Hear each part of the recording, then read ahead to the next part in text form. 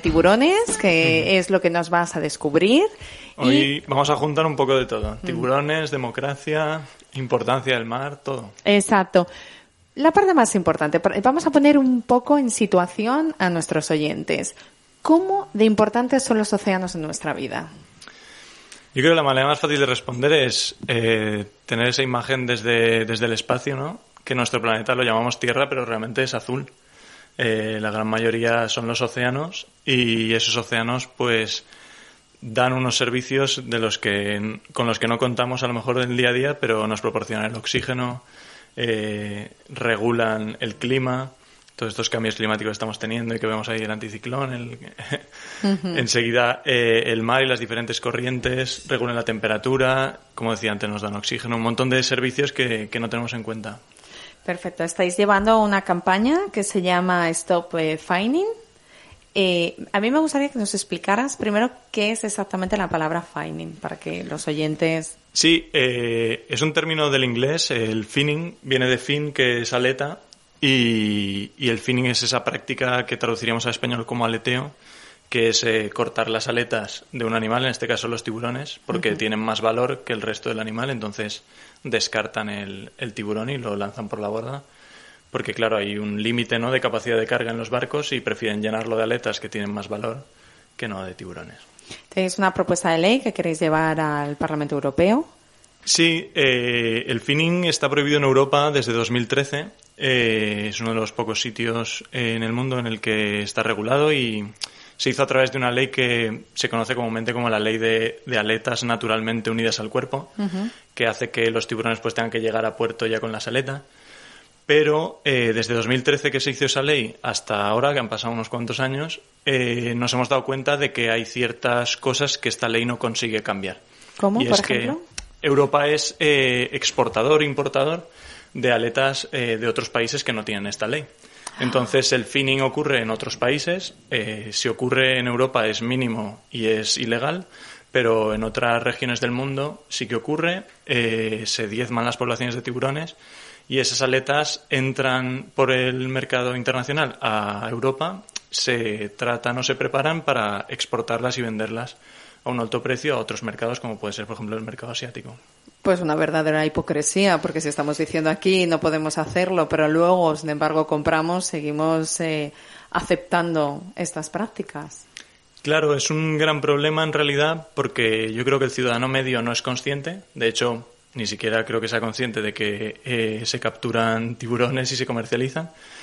Desde aquí, desde Europa, se intentó que no se tirara, pues ya que has pescado el animal, pues no se desperdicie toda esta carne y se utilice para otros fines, para alimentación o en algunos casos harinas de pescado, y por eso las aletas unidas al cuerpo. Pero estamos obviando cómo funciona el mercado internacional y cómo Europa pues tiene un papel en ese mercado. Claro. ¿Qué es lo que pasa en el comercio de las aletas de tiburón? ¿Por qué se comercializa específicamente con esa parte del cuerpo? Bien, cuando empezaron con el proyecto de ley en 2013, sí que es verdad que se hizo muchas campañas sobre la sopa de aleta de tiburón, sí, que es una cosa más tradicional en China, pero también existente en otras culturas más del sudeste asiático. Y sí que es verdad que ahí es donde adquiere su máximo valor. Unas aletas pues podrían adquirir un valor de $25 y después, cuando ya se hace el plato, pues un plato podría adquirir un valor de $80, $100 o incluso mucho más en un restaurante de alta gama. Varios chefs mundiales, en concreto, por ejemplo, Gordon Ramsay, el de Pesadilla en la cocina, sí que han hecho campaña intentando explicar que las aletas de tiburón lo único que dan es consistencia al plato. Ni tan siquiera dan sabor, o el pequeño sabor que dan lo podrías poner con un caldo de pescado, porque una cosa que no se sabe, ¿no?, es que muchas veces el caldo o la sopa de aleta de tiburón, la base es un caldo de pollo y simplemente se ponen las fibras de cartílago para darle como ese espesor y esa consistencia a la sopa de aleta. Es un problema que sea un plato tan de alto standing que, por ejemplo, se sirve en las bodas como un plato. Entonces está muy cotizado, pero cada vez hay más gente con más conciencia y se hacen más campañas. Y es cierto que a día de hoy el comercio de tiburones también va ligado, pues sobre todo a las aletas y a la sopa de tiburón, pero también va ligado a otras problemáticas de comercialización de la carne o en otras especies de rayas, comercialización de ciertos productos. como pueden ser las branquias de las mantarrayas o los hígados de donde se extrae el escualeno, que han habido varias noticias al respecto. Digamos que es una problemática que, como siempre, no hay que simplificar porque sería muy fácil decir, la culpa es de la sopa de tiburón. Es cierto que es una gran problemática, pero hay también muchos factores que ayudan a que esto sea un problema muy gordo. Bueno, es que aparte yo creo que de la sopa de tiburón, que efectivamente no es el único malo de aquí, es que ellos para la medicina, en la medicina asiática también utilizan, que yo creo que no es real, pero dentro de esa medicina que ellos tienen oriental, utilizan también la... Claro, ahí hay que tener cuidado que siempre tenemos un sesgo, ¿no? Se nos presentan los problemas de una manera que a alguien le interesa. Realmente los productos de tiburón se comercializan de muy diversas maneras en el mercado europeo. Desde mordedores naturales para nuestras mascotas, porque el cartílago pues es duro y a lo mejor si nos acercamos a alguna tienda de mascotas podemos ver que estos mordedores naturales realmente son de cartílago de tiburón, hasta en comidas para mascotas, porque se utiliza a lo mejor para hacer harinas de pescado, como es un pescado barato. Se tritura y nosotros ya lo vemos procesado y ya no pensamos que es tiburón. O, por ejemplo, diferentes estudios lo han ligado a la industria cosmética, a diferentes cremas que llevan este compuesto que es escualeno. Aunque hay que decir que a día de hoy el escualeno se puede generar artificialmente en laboratorio y ya no hay ese boom que también había del comercio del escualeno. Entonces, en Europa tendemos a echar la culpa mucho al mercado asiático, pero también tenemos que evaluar ese consumo de tiburón, que a veces es también directamente por la carne. Lo hablábamos el otro día, ¿no te acuerdas? Porque somos ignorantes también de ese consumo, porque a mí me estás contando ahora un montón de productos donde se utiliza el tiburón que yo desconocía absolutamente, que hay una parte de desconocimiento enorme, yo creo que aquí en Europa con el tema de tiburón, porque yo... Antes de prepararme esta entrevista y hablar contigo, si me hubieras preguntado por la calle sin haberme preparado nada, ¿crees que el tiburón se consume aquí en Europa? Yo te hubiera dicho que no, o en un porcentaje muy pequeño. Claro, yo creo que la última vez que estuve lo hablamos un poco, ¿no? De que hay una falta de conciencia total del ciudadano medio. Y sin embargo, pues podemos ir a nuestro supermercado de barrio, acercarnos a la sección de congelados y ahí estará Tintorera al lado del pez espada y es el tiburón azul, Prionace glauca, que es uno de los mayores afectados de la pesca de palangre en Europa. Sobre todo, y ahí tenemos que reconocer que a nivel europeo estamos en el podio los primeros. España es el mayor exportador y el mayor pescador de tiburones a nivel europeo. Es espectacular. Me llama mucho la atención que tengamos tan regulado todo lo que es la pesca aquí en Europa, que lo tengamos prohibido, pero que luego sigamos teniendo en circulación a nivel comercio estos productos. Es algo que me pone los pelos de punta, porque me parece absurdo.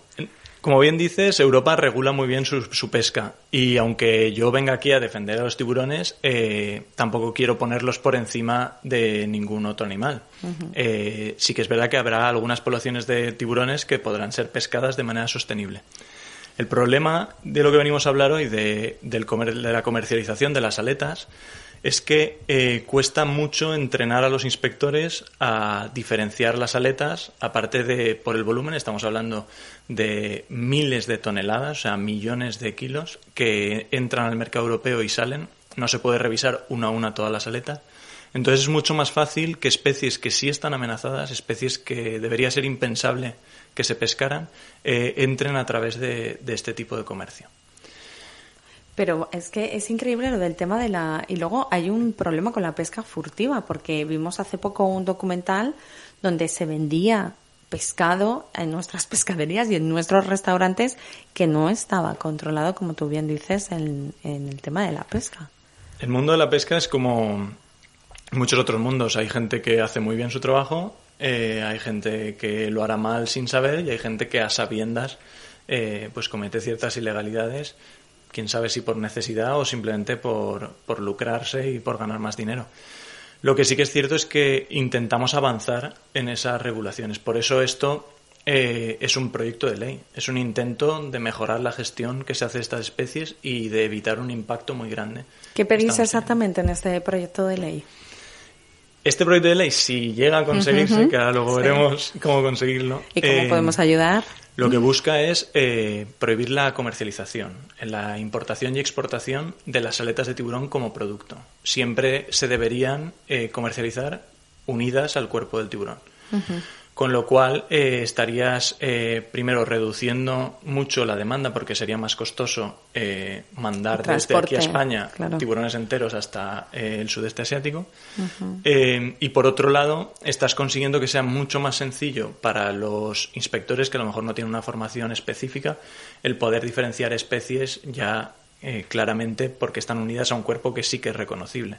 No es solo un grupo de aletas que están amontonadas a nivel de miles. Total. Y luego a mí me parece muy interesante esa parte de concienciar, porque si la aleta no ofrece ese sabor ni esos milagros que muchas veces se han creído y que ya los cocineros te pueden verificar que efectivamente la sopa de aleta de tiburón, la aleta no le da sabor, sino simplemente consistencia, hombre, pues buscar maneras para tener esa consistencia que no sea la aleta de un tiburón.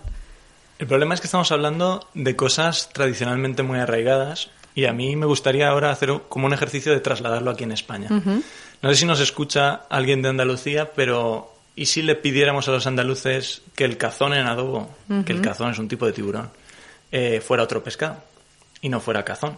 Porque además el cazón, Galeorhinus galeus, es una especie que está amenazada y en algunos lugares del mundo en peligro crítico. ¿Cómo le pedimos a esas personas que tradicionalmente su abuela los domingos hacía cazón en adobo o iban en Cádiz al mercado central y se tomaban unos pinchos de cazón en adobo? Pues yo creo que al final a través del conocimiento, es que yo creo que cuando te están diciendo el mundo se muere, tus bisnietos a lo mejor no llegan a conocer el cazón en adobo, pero porque directamente nos hemos ido al pairo por no ser conscientes de lo que está pasando, yo creo que hay cosas que son mucho más importantes que determinadas tradiciones. Y además en Andalucía del cazón en adobo lo que está bueno es el adobo, así que coge otro pescado y le pones el adobo. Pues ojalá te escuchen. Tuvimos. Pero claro, es que yo creo que hay cosas en las que la sociedad tiene que ser consciente de que todo lo que estamos hablando del planeta, del cambio climático, de pues la pesca furtiva, la caza furtiva, todo este tipo de cosas es una realidad palpable. Sí. Y además es que lo estamos viendo. Es que nuestro planeta nos va avisando todos los días con cambios. Así que yo creo que es que por encima de absolutamente cualquier plato tradicional gastronómico tiene que estar la vida. Sí, yo pienso como tú, pero creo que es un cambio social que debe ir acompañado de una concienciación, de una explicación, de que la gente sepa cuál es la problemática que hay detrás. Y a raíz de eso también explicar un poco de por qué nos preocupan tanto los tiburones, ¿no? Claro. Hablábamos antes de que el océano ofrece unos servicios a la humanidad, a toda la humanidad, queramos o no. Aunque vivas en el centro de la península en Madrid, el océano te está aportando algo. Nosotros necesitamos que el océano esté sano y los tiburones cumplen un papel. Hablábamos la otra vez de que hay especies muy diferentes, pero la mayoría ocupan un papel entre depredadores y carroñeros, se hacen cargo de los ejemplares a lo mejor más débiles o regulan las poblaciones de otras especies de peces y en cierta manera actúan como cohesionadores de todo el ecosistema marino. Tienen un papel principal en ese ecosistema marino. Y lo que estamos viendo en diferentes lugares del mundo en el que han ocurrido extinciones locales de tiburones es que hay como una caída o un derrumbe de todo ese ecosistema que a lo mejor dentro de unos años aparece otro tipo de depredador y ocupa ese sitio. La naturaleza se abre paso, ¿no?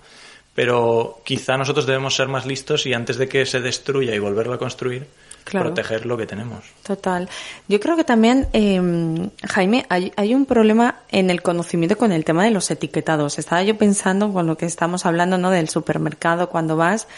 Yo creo que la gente al final necesitamos que el etiquetado sea un vocabulario al que nosotros estamos acostumbrados. Entonces yo estoy segura que tú te sabes el nombre de todos los tiburones que hay en este momento en el océano, pero vamos, a mí si me preguntas me sé 2 o 3 y muy relacionados con las películas que he visto que seguramente que no son ni los que están en el súper. Entonces yo creo que también el etiquetado nos ayudaría mucho a la sociedad a poder tener esa responsabilidad, porque si llega un momento que no consumimos determinados productos, pues el mercado si nosotros dejamos de demandarlo, pues deja de ofrecerse.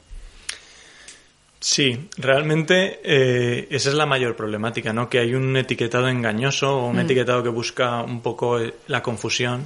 Nosotros siempre lo comentamos, por poner otro ejemplo de aquí de España, si tú ves un menú diario en un restaurante, ¿no? Un menú de la semana que te cuesta 10, 12 euros y de segundo plato puedes elegir emperador a la plancha, el emperador debería ser el nombre común del pez espada, que es un pez. Pero el pez espada suele estar mucho más caro, a unos 18, incluso 36 euros. Por lo tanto, no te cuadran los números, ¿no? Claro. Para que sea tan barato.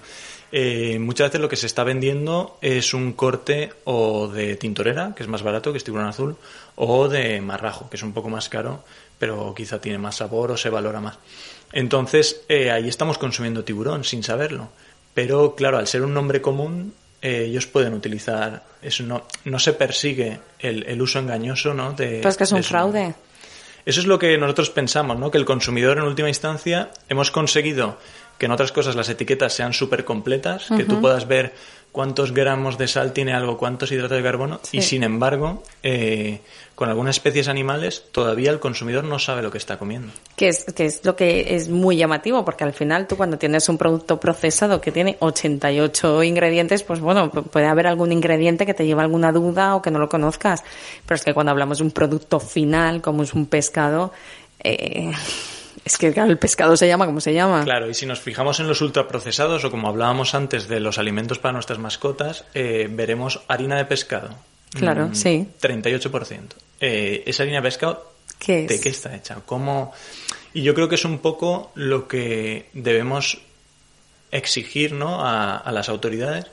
Y por eso en este caso estamos haciendo una propuesta de ley directamente a la Comisión Europea, para que el Parlamento Europeo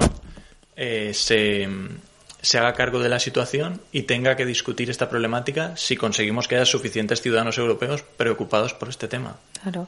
Jaime, si no ponemos remedio a esta pesca con el tiburón, ¿en cuántos años podríamos quedarnos que se extinguiera?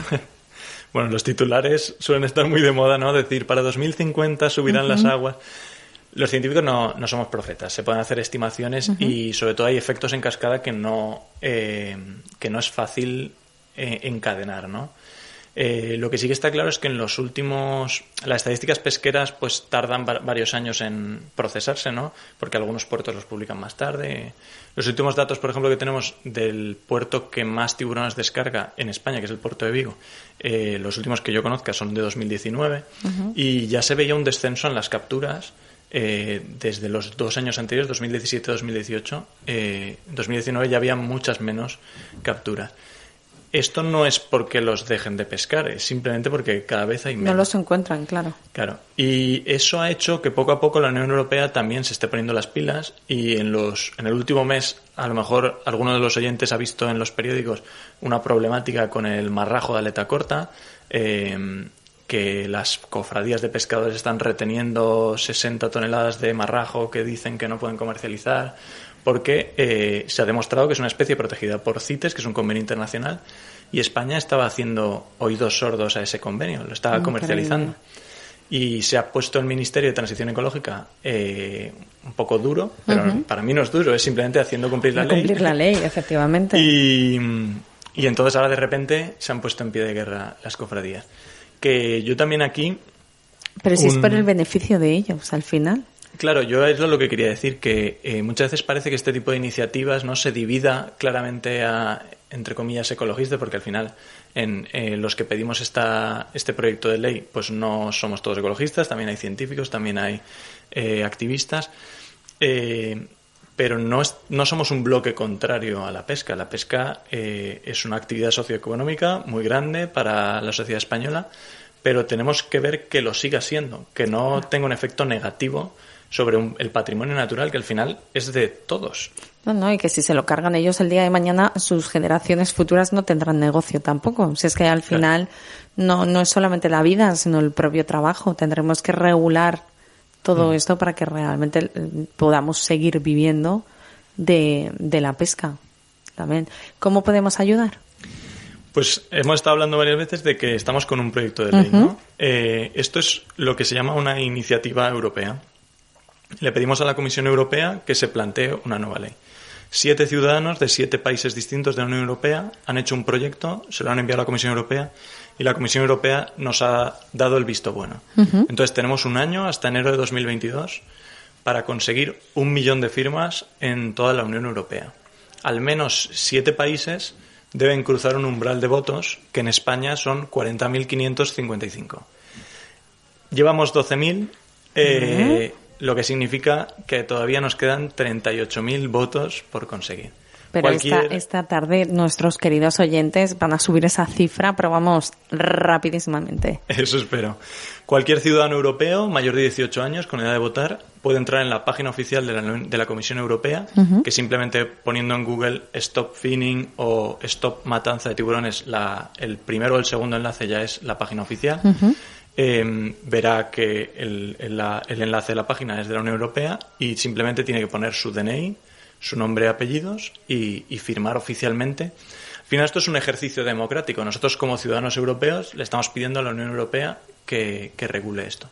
Claro, y al final como ejercicio de buenos ciudadanos deberíamos de firmar todos porque en nuestra mano está que cuidemos de este planeta o que nos lo llevemos para adelante con claro. Nosotros. Lo importante de esto es que cualquiera puede firmar, entonces igual de importante es firmar como hacérselo llegar a nuestros conocidos, amigos, molestar por redes a cualquier persona con cierta influencia o famosa.